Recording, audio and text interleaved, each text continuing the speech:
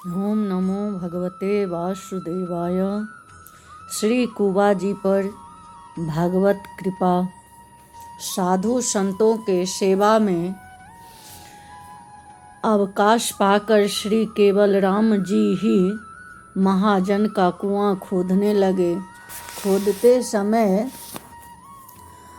आप तोते की तरह भगवान के नामों का उच्चारण कर रहे थे। कुआं खुद गया। यह जानकर महाजन को और कुबा जी बड़ी प्रसन्नता हुई।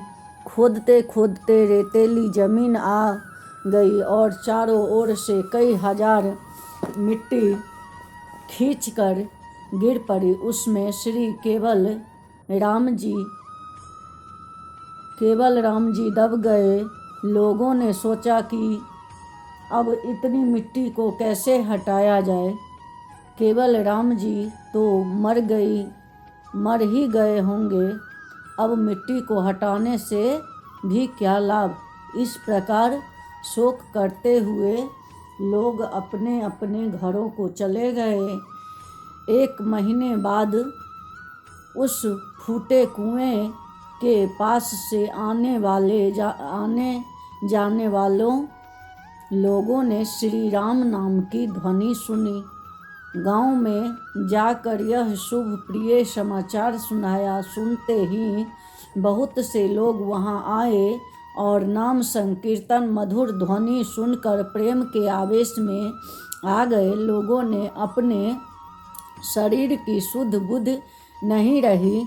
इकट्ठे होकर लोगों ने श्री केवल राम जी के ऊपर पड़ी मिट्टी को निकालकर अलग किया। जब लोग आपके पास पहुँचे तो हरे राम उच्चारण करते सुना।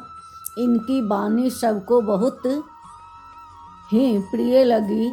जब आपका दर्शन हुआ तो लोग आपके पैरों में लिपट गए।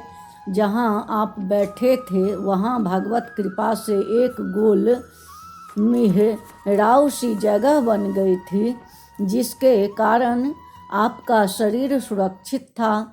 लोगों ने देखा कि अधिक दिनों तक झुककर बैठे रहने से आपकी पीठ में कुबर निकल आया।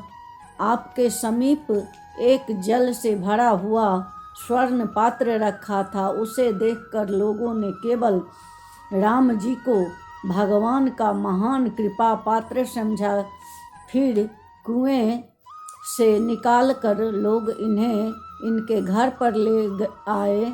अब तो आपकी बड़ी भारी पूजा प्रतिष्ठा होने लगी।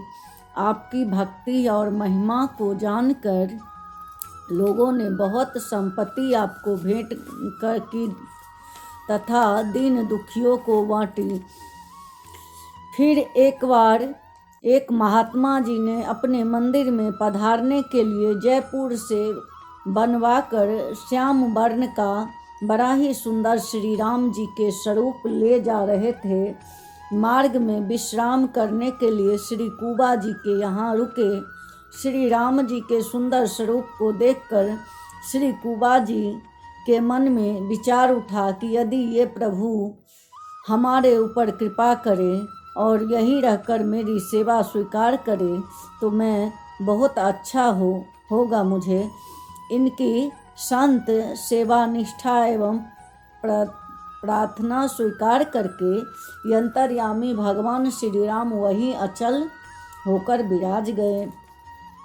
दूसरे दिन संत जी इन्हें ले जाने के लिए उठाने लगे तो अनेक उपाय करने पर भी भगवान वहाँ से नहीं उठे। तब श्री कुबा जी ने हंसकर कहा, ये मुझे दास पर रिझ गए हैं, अतः यहाँ रहेंगे, आप के उठाने से नहीं उठेंगे। भगवान ने इनके मन की बात जान ली थी, अतः इनकी प्रतिष्ठा करके श्री कुबा जी ने इनका नाम जान राय रामचंद्र रखा। प्रभु को अपने घर में विराजमान कर तथा उनकी सेवा का सुख प्राप्त कर श्री कुबा जी अपने अंग में फूले नहीं समाते थे। शीतहारे में जान राय रामचंद्र जी अब तक विराजमान है। एक बार श्री कुबा जी के मन में विचार आया कि द्वारका जाऊं और शंख चक्र की छाप लेकर आऊं। आप घर से चल दिए, परंतु मार्ग में ही भगवान की आज्ञा दी कि तुम अपने घर पर रहकर संत सेवा करो, तुम्हारे सब मनोरथ पूर्ण हो जाएंगे। अतः यत्यंत्र यह मत कहीं मत जाओ। ऐसी प्रभु की आज्ञा पाकर श्री कुबा जी लौट गए। कुछ दिन बाद घर में रहते हुए इनके शरीर में शंख चक्र आदि की छाप प्रकट हो गई। इस प्रकार से नए नए चमत्कार प्रकट हुए। तब लोग कुबा जी की कृति का गान करने लगे। द्वारका में गोमती और सागर का संगम अब नहीं होता है, पहले होता था। संतों के द्वारा यह सुनकर आप अपनी माला सुमिरन संतों के हाथ भेज दी। दोनों मध्य में सुमिरनी रखते ही फिर संगम होने लगा। इस प्रकार आपने गोमती सागर का संगम कराया।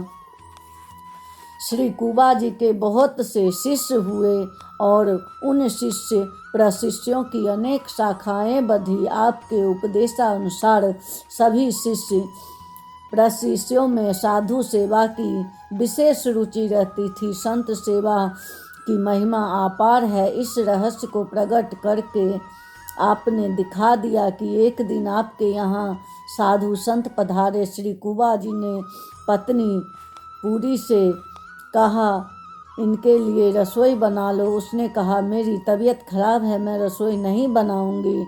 ये तो रोज ही आते रहते हैं, मैं कहाँ तक इन्हें बनाकर खिलाऊंगी। श्री कुबा जी ने कहा, मैं चूल्हा चेताए देता हूँ, तू जब रोटी बनाने लगेगी तो संत कृपा तेरी तबीयत बिल्कुल ठीक हो जाएगी।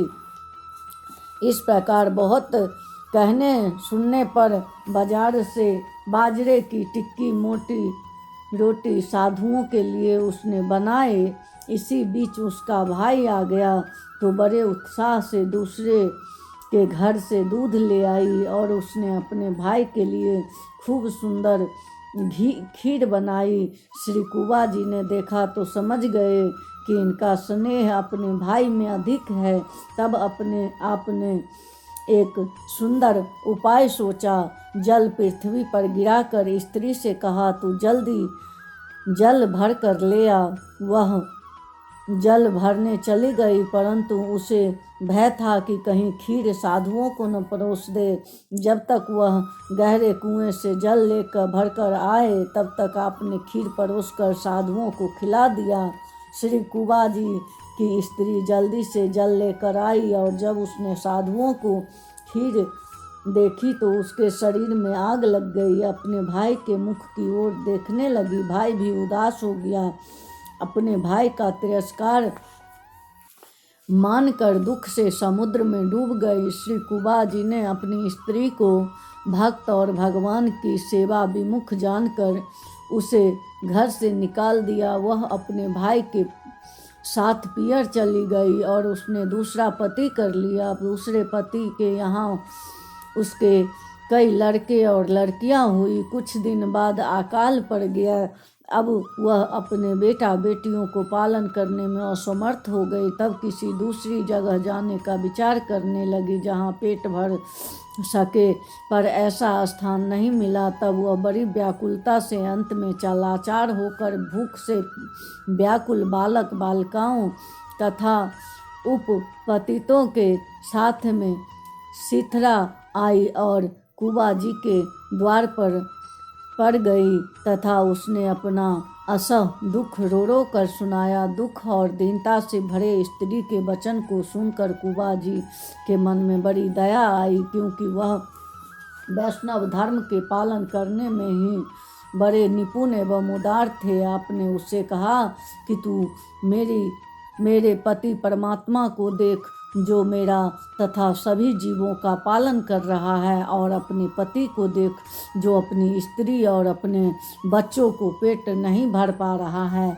महान संकट पड़ गया है, अतः अब तुम यहीं बाहर द्वार पर पड़े रहो और द्वार के सामने झाड़ू लगा दिया करो। तुम सबको भगवान का प्रसाद पाने को मिल जाया करेगा। श्री कुबा जी की महिमा और दया को देखकर वह रोने लगी। जब तक अकाल का समय रहा तब तक श्री कुबा जी ने उन सबको भोजन वस्त्र दिया। जब सुकाल आ गया तब आपने उसे विदा कर दिया। वह भी अपने पति और बालकों को साथ लेकर चली गई। वह अपने मन में बहुत पश्चाताप कर रही थी कि परंतु वह स्थान और वह सुख उसे कैसे मिल सकता था जहाँ नित्य संतों की सभा और सत्संग है, जहाँ रहस्यमयी प्रेमा भक्ति का रंग छाया रहता है। श्री कुबा जी महाराज जिस किसी को शिष्य बनाते उसे साधु संतों तथा दीनों की सेवा की आदेश उपदेश देते हुए यही कहते कि जिनके रूप और गुण अनंत है, ऐसे प्रभु को प्राप्त करने की इच्छा यदि तुम्हारे मन में है तो कपट को त्याग कर प्रेम से संत सेवा करो। बोलिए जय श्री राम।